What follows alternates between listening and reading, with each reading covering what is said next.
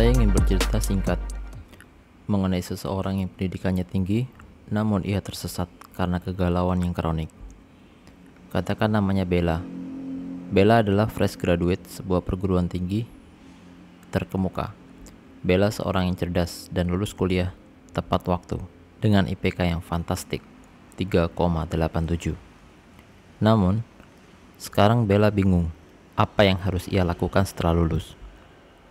Di dalam kebingungannya itu, ia berdiskusi dengan orang tuanya dan diputuskannya ia lanjut kuliah S2 daripada menganggur selama setelah lulus. Singkat cerita, Bella melanjutkan S2 hingga tesis, hingga lulus dan mendapatkan gelar master yang sangat mentereng. Namun, setelah lulus S2, kejadian sama terulang. Bella masih saja bingung mencari pekerjaan, dan pada akhirnya dia nganggur juga. Hai, di video kali ini saya akan jelaskan bagaimanakah seharusnya kita mengambil keputusan setelah lulus kuliah, terutama untuk mahasiswa gizi dan kesehatan. Tapi mungkin juga relevan untuk kalian jurusan lain. Mana yang benar? Lulus langsung kerja, profesi, atau lanjut S2? Kita nggak ingin kamu dan jutaan fresh graduate bernasib sama seperti Bella. Hidup tanpa arah dan S2 sebagai pelarian. Simak video ini sampai selesai dan kamu akan dapatkan jawabannya.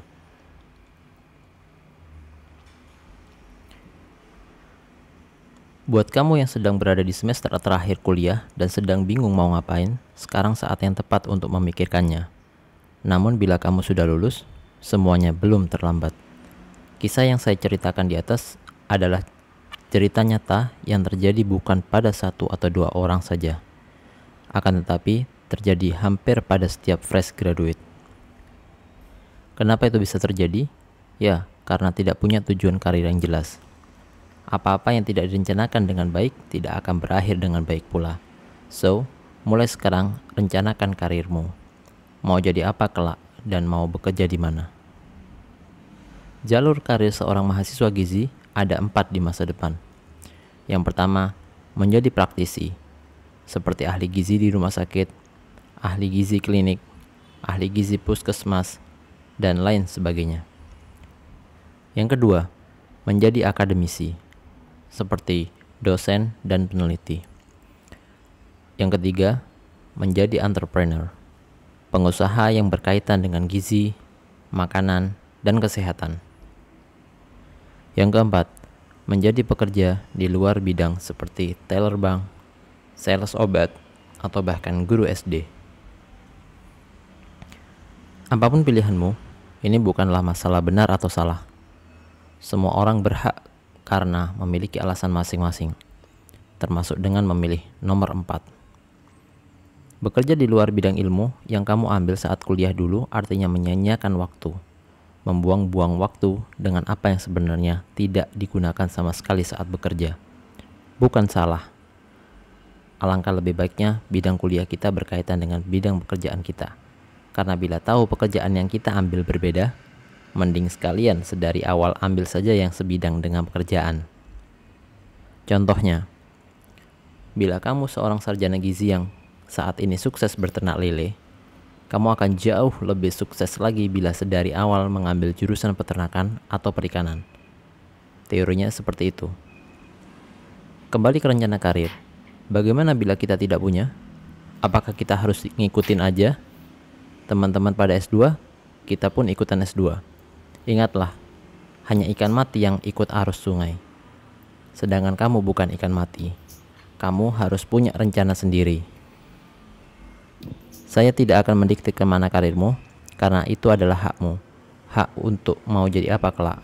Tapi saya akan kasih kamu cara untuk menentukan bagaimana rencana karir itu. Menurut KBBI, karir adalah pekerjaan yang memberikan harapan untuk maju.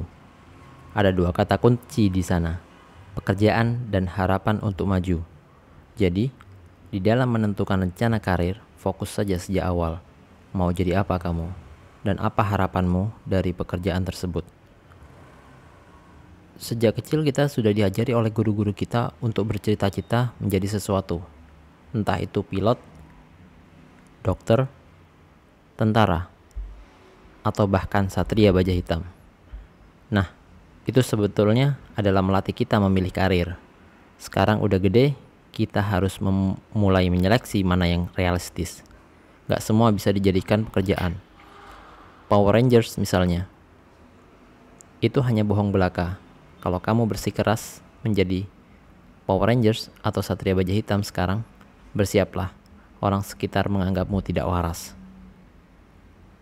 Pekerjaan sebaiknya sesuai dengan passion kita, sesuai dengan keinginan kita, karena pekerjaan yang tidak sesuai passion akan membuat kamu tersiksa selamanya. Bekerja tapi terpaksa, bekerja sambil menggerutu, maka tentukan sendiri calon pekerjaanmu kelak. Tak satu pun yang berhak mendikte, karena kamu sendirilah yang akan menjalaninya kelak. Yang kedua, setelah menentukan jenis pekerjaan, pastikan pekerjaan tersebut memiliki prospek yang cerah, atau minimal yang bisa membuatmu bahagia. Bila kamu seseorang yang memiliki passion untuk berbagi ilmu, maka kamu wajib melanjutkan ke pendidikan yang lebih tinggi, atau S2, bahkan S3. Namun, bila kamu ingin menjadi praktisi, maka sebaiknya lanjut pendidikan profesi. Bila kamu menginginkan uang yang banyak, tak perlu keduanya. Tak perlu profesi, tak perlu S2, tak perlu S3. Mulailah usahamu sendiri dengan berwirausaha, buka restoran, buka toko, atau bekerja di perusahaan multinasional dengan gelar cukup S1 saja. Dan setiap pilihan ada konsekuensinya. Jangan lupakan itu. Bekerja di perusahaan multinasional memang cukup fantastik. Take home pay-nya saja biasanya minimal 2 digit. Tapi jangan dikira, mereka harus rela bekerja di dalam tekanan yang sangat tinggi, pusing, bahkan selalu dibayang-bayangi sanksi bila tidak sesuai target kerja. Terlebih, kadang lingkungan kerja yang tidak nyaman. Contoh lain, bekerja menjadi dosen memang santai. Tapi di balik itu semua ada jam tidur yang tergadai, tuntutan publikasi yang tinggi, komplain mahasiswa, belum lagi gaji yang pas-pasan. Kalau kamu gak punya passion berbagi ilmu, urungkan niatmu untuk lanjut studi dan menjadi dosen. Jangan salah memilih jalan, karena sekali kamu salah, kamu akan membuang uang, waktu dan tenaga, seperti kasus Bella di awal. Bila pada akhirnya dia bekerja di perusahaan, gelar S2-nya belum tentu berguna, dan mirisnya bisa saja tak dianggap ada, karena kebanyakan perusahaan menilai dari kinerjanya. Satu-satunya yang tepat untuk Bella adalah menjadi pengajar atau dosen. Namun, kembali lagi ke passion. Apakah sudah sesuai atau tidak dengan keinginan dirinya? Jadi bagaimana? Kamu mau S2, profesi, bekerja, atau berwirausaha? Semua keputusan ada padamu. Saya Iqbal dari Ahli Gizi ID.